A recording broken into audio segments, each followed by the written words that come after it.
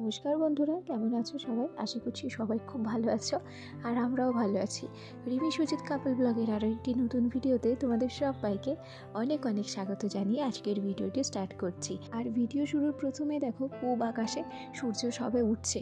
বুঝতে পারছো আজ কত সকাল সকাল উঠেছি, যে সূর্য মামা উঠছে তার ছবিটা ক্যামেরাবন্দি করে নিয়েছি। কথা বলতে কি, এত সকাল সকাল ওঠা এই কারণেই যে একটু যদি লেট হয়ে যাচ্ছে ঘুম থেকে উঠতে, তাহলে প্রত্যেকটা কাজে আমি পিছিয়ে পড়ছি।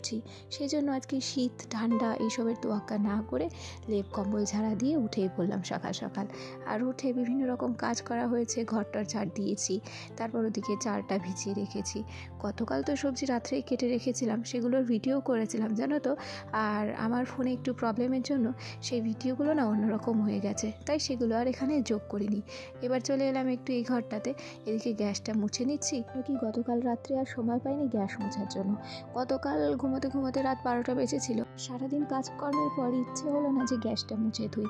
আমি দেখলাম যে যাকে ওটা সকালবেলাতেই পরিষ্কার করে নেবো, কতটুকুই বা সময় লাগবে, ভারী জোর হলো 5 মিনিট। আর এদিকে দেখো কালকে অনেকটা দুধ বেঁচে গেছিলো, সোনা সবটা দুধ খেয়েছিল না, সেই জন্য এই দুধটাকে দিয়ে এখন ভাবছি একটু দুধ চা করবো না কফি করব। দুমোনামনি হচ্ছিল, তারপর ভাবলাম যাকে কফি তো প্রায় দিনই খাওয়া হয়, এখন একটু দুধ চাই করে নিই। আর বেশ কিছু দিদিভাইদের ভিডিও আমি প্রতিদিন দেখি, তারাও অনেকে দুধ চা খায় এবং বলে দুধ চা খেলে তাদেরও অ্যাসিড হয় এবং তারা লোভ সামলাতে পারে না। দিদিভাই তোমাদের দলে কিন্তু আমিও আছি, আমারও কিন্তু প্রচণ্ড প্রবলেম হয় দুধ চা খেলে। ও জানো তো আমিও না দুধ চায়ের লোভটা কিছুতেই সামলাতে পারি না। ওদিকে দুধ চাটা করে খাবো এবং তোমাদের সাথে আরও অনেক রকম গল্প করব। আজকের ব্লগে যে টাইটেলটা রেখেছি তোমরা সেটা দেখে একটু একটু হলেও ধারণা করতে পেরেছো। আসলে আমরা সব মেয়েরা বাবাদের রাজকন্যা হয়ে থাকি। সে হতে পারি গরিব ঘরের কিংবা বড়লোক ঘরের। হিন্দি মে জিসকো পাপা কি পরি कहते हैं, তাই না? ছোট থেকে আমাদের সামর্থ্য অনুযায়ী আমরা আদর যত্নে কিন্তু মানুষ হয়েছি বাবার বাড়ি। একটা দিন গেছে, স্থান কাল পাত্র নির্বিশেষে বেশ সঠিক একটা পাত্রের সাথে আমাদের বিয়ে দেওয়ার চিন্তাভাবনা মা বাবারা রাখে। কিন্তু আমরা যে বিয়ের পর শ্বশুরবাড়ি যাব, সেখানে অনেক কাজকর্ম করতে হবে, তারা কিন্তু সেটা জানে। সেই জন্য দেখবে কোনো মেয়েকে তার মা বাবা আইবুড়ো থাকতে কাজ করতে দেয় না। সত্যি কথা বলো তো, যে আমরা কতজন বাবার বাড়িতে খুব পরিমাণে কাজ করেছি? হ্যাঁ, যারা টুকিটাকি কাজ করেছে সেটা হয়তো পরিস্থিতি, একটু আধটু কাজ আমরা সবাই করেছি, তবে সেটাকে কিন্তু কাজের মধ্যে ধরে না। কিন্তু ঘটনাটা হচ্ছে বিয়ের পরে, সেখানে এসে পুরো একটা সংসারের দায়িত্ব কিন্তু আমাদের নিতে হয়, আমাদের মেয়েদের নিতে হয়। কেন কি, মেয়েরা যদি সংসারের দায়িত্ব না নেয় সেই সংসারটা কিন্তু চলা খুব পরিমাণে অসম্ভব। তবে কি বলো তো, নতুন নতুন এসে বিয়ের পর তারপর পরিস্থিতি অনুযায়ী নিজেকে মানিয়ে নিতে, কিংবা যেখানে বাবার বাড়িতে কোনো কাজই জানতাম না, এখানে এসে বিভিন্ন রকম কাজ করতে একটু সমস্যা হয় ঠিকই, সেটা সবার ক্ষেত্রেই হয়, শুধু আমার একার ক্ষেত্রে নয়। তবু দেখবে কাজ করতে করতে করতে করতে একটা ভালো লাগা সৃষ্টি হয়। এই ধরো আমার কথাই বলি না, আমি যখন বিয়ে হয়ে এসেছিলাম তখন কিছুই জানতাম না, শুধুমাত্র চা করাই শিখে এসেছিলাম জানো তো। তারপর আমি ভাবতাম যে আমি তো কোনো কাজই জানি না, তাহলে আমি কি করব? এই পর্যায়ে নিজেকে তো একটু হলেও কেমন মনে হচ্ছে। তারপর প্রথম আমি কোন কাজটা শিখি জানো? শ্বশুরবাড়িতে এসে রুটি বেলা, যেটা সবচেয়ে ঝামেলার কাজ ছিল।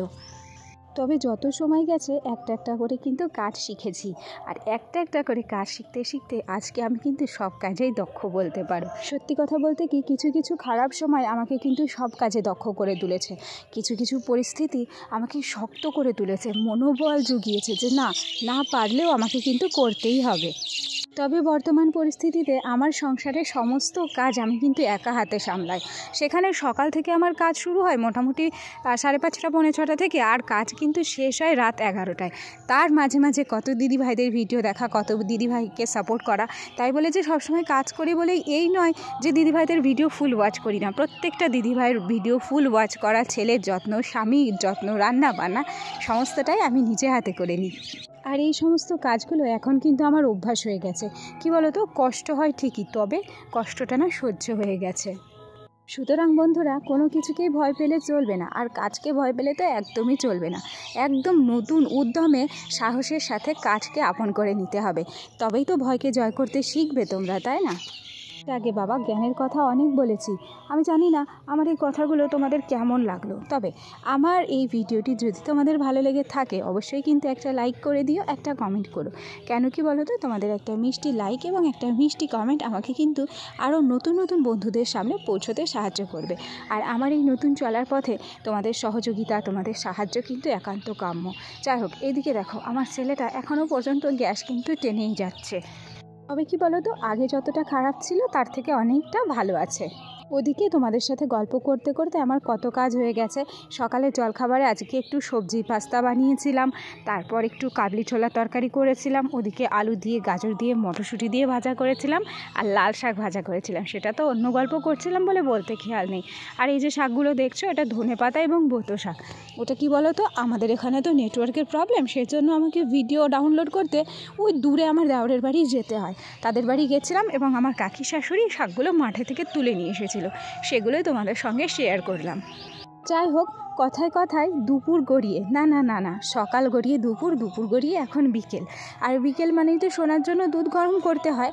আর এই যে সোনার জন্য দুধ গরম করে একটু পিডিয়াশিওর গুলিয়ে নিয়েছি। আসলে কি বলো তো, ঠান্ডা লেগেছে, সোনা ঠিকঠাক খেতে চাইছে না। যতটা পারছি জোর জবরদস্তি করেই খাওয়াচ্ছি বলতে পারো। আর এই যে দেখো, বললাম না যে কোনো সময় কিন্তু আমি রেস্ট পাই না, সব সময় ধরো কাজের উপরেই থাকতে হয়। সেই জন্য সোনাকে খাইয়ে দাইয়ে ওকে একটু ওর বাবার কাছে দিলাম। আর ঘরটা অগোছালো ছিল, সেটাই ভাবছি একটু গুছিয়ে নেব। কি বলো তো, আমার বর আসলে আমার এই আলনাটা একদম মানুষ থাকে না, অগোছালো হয়ে অমানুষের মতো পড়ে থাকে, দেখতে খুব বাজে লাগে। আর কি সবথেকে বড় কথা হচ্ছে, আমার তো টিনের ঘর, আর একটাই ঘর, এই একটা ঘরে সমস্ত জিনিস গুছিয়ে রাখতে খুবই অসুবিধা হয়। যাদের একটা ঘর আছে তারাই বোঝে যে একটা ঘরে কত রকম অসুবিধার সম্মুখীন আমাদের হতে হয়। ওদিকে বরের জামা প্যান্টগুলো ভাঁজ করে নিলাম, আর এদিকে আমার একটা স্টোল, একটা ওড়না, এগুলো ভাঁজ করতে বাকি ছিল, এবং ছেলের জামা প্যান্টও ভাঁজ করতে বাকি ছিল। আর এই যে এই আলমারিটাতে ছেলের সমস্ত জিনিসপত্র গুছিয়ে রেখে দিলাম, আর ওই দিকের আলমারিটাতে আমরা আমাদের জামা কাপড়গুলো রাখি। তবে আমার আলমারিটা অগোছালো হয়ে রয়েছে, সেজন্য তোমাদের সঙ্গে কিন্তু শেয়ার করতে লজ্জা পাচ্ছি। অবশ্য আমার বরকে বলেছি যেদিন আলমারিটা অর্গানাইজেশন করব অবশ্যই কিন্তু তোমাদের সাথে সেই ভিডিও শেয়ার করব। আর এই যে দেখো, কিছু ভিজে জামা কাপড় ছিল যেগুলো দুপুরবেলা কাঁচা হয়েছিল, সেগুলো এই যে ঘরেই টাঙিয়ে রাখতে হচ্ছে, কিছু করার নেই গো। দেখেছো, কাজের উপর কাজ, তার উপর আর এক কাজ। এই যে ঘরটার কোনো রকম গোছানো হলো, এবার ঘরটাকে ঝাড় দেওয়ার পালা। তো ভেবো না এরপরে আমার ছুটি, এরপরে আমার কিন্তু ছুটি নেই। আবার রাতে যে রান্না বান্না করব তার জোগাড় যন্ত্রী করব। আর এদিকে আমার বর কী করেছিল, টাইম কলে জল এসেছিল, তখন এই জগগুলো ভর্তি করে এবং একটা বোতলে ভর্তি করে জল আমাকে এনে দিয়েছে। সেগুলো একটু গুছিয়ে টেবিলটাতে সাজিয়ে রাখছি। আসলে এই টেবিলটাকে একটু মনের মতন করে সাজাতে চাই, কিন্তু হয়ে ওঠে না জানো, সমস্ত কিছু সময়ের জন্য, একটু সময় পাওয়া বড় মুশকিল। জাগে এর মাঝে একটু হলেও গ্যাপ পেয়েছি, এবং সেই গ্যাপটাতে একটু কফি করে খাবো। তাহলে আজকের ভিডিওটা আর বেশিক্ষণ বাড়াবো না, আজকের ভিডিওটা এখানেই শেষ করব। আমার ভিডিওটি যদি তোমাদের ভালো লেগে থাকে তাহলে অবশ্যই করে একটা লাইক করে দিও। আর হ্যাঁ, ভিডিওটি তোমাদের কেমন লাগলো সেটাও কিন্তু কমেন্ট করে জানিও। আজকে আসি, কালকে আবার দেখা হবে। টাটা।